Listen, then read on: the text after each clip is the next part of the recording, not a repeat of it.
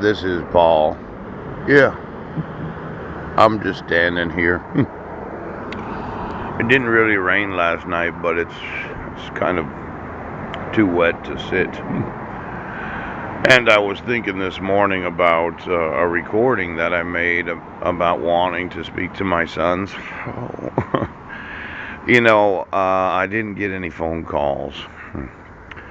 And my thought was that you may not have understood this concept of not issuing protection orders unless you protect the rights of the respondent. Yeah. See, when I was on Guam, we lived at the Guam Airport Hotel. And on July 1st, everybody on Guam gets paid their welfare. Yeah. And we had some money to live there, but we had went to the Kmart.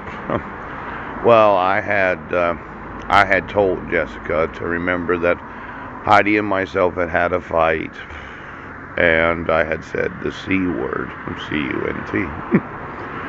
Now, that hadn't happened in 3 or 4 years, right? But the alleged domestic violence didn't happen that day. It really didn't, because I didn't commit any domestic violence. Now, this no contact order that was in that email, I don't remember being given any due process as the respondent. Now, there's a possibility that not only can I sue the territory of Guam, yeah, for knowingly allowing for my wife to abduct my sons, but I don't remember seeing a protection order issued while I was on Guam. Now, I do remember the prosecuting attorney, yes, and I had agreed to go through diversion and do 7 hours of parenting classes because of the evaluation that was done. Yeah, the evaluation that was done after you had already issued the protection order. But I think that somebody on Guam had issued a no contact order with the intent of Heidi was not going to travel back to Guam for the actual court hearing where there was the police report that I'd committed domestic violence and child abuse when I hadn't. Yes. Now, I was really thinking about it. What I understand is notice and opportunity to be heard. Oh. Now, as a condition of my probation, yes, they might have issued a no contact order. Yes. But I was having some problems being able to leave the territory of Guam after I'd completed my 7 hours of parenting classes. That's what that email says. As if somebody had arranged for me to lose my sons. Now, finally, it seemed like the manager of the public defender's office, yeah, was a little upset at the prosecuting attorney because they tried to make it sound like I was somebody that I'm not.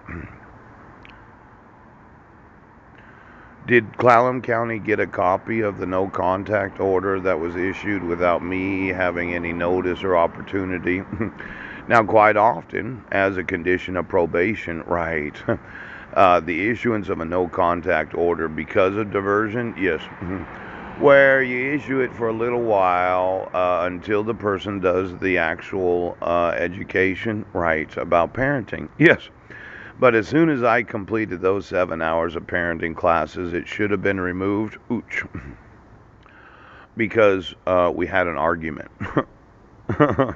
There was no actual assault, yes, and there was no child abuse.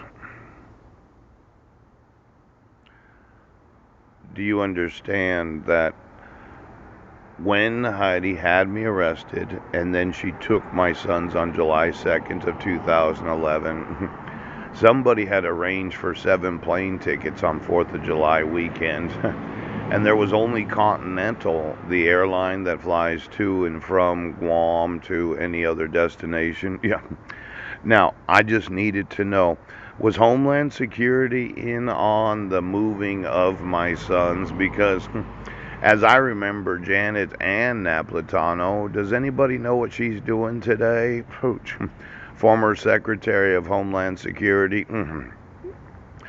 It seemed to me that Heidi and Janet had a little relationship because of chromium. Oh. Now, I've emailed Homeland Security about my civil rights being violated, and since there was a no contact order, yes, and when I got here, it was explained to me, but nobody protected my right to due process. Now, this fundamentally fairness doctrine means that when there's a no contact order in place on Guam until I had completed my education, as the email said, Richard Dirks did not know of any other person that had been persecuted as much as I had. Now, I emailed a recording from last night. Yeah. About some screen prints that yesterday I was kind of going through the officer training manual. I'd like to get a phone call today from my sons. Did somebody arrange for the abduction of the 5 Budnick boys? Because they have my last name. It was my dick that conceived them. It was my sperm that was used. Now, there's always some other big question.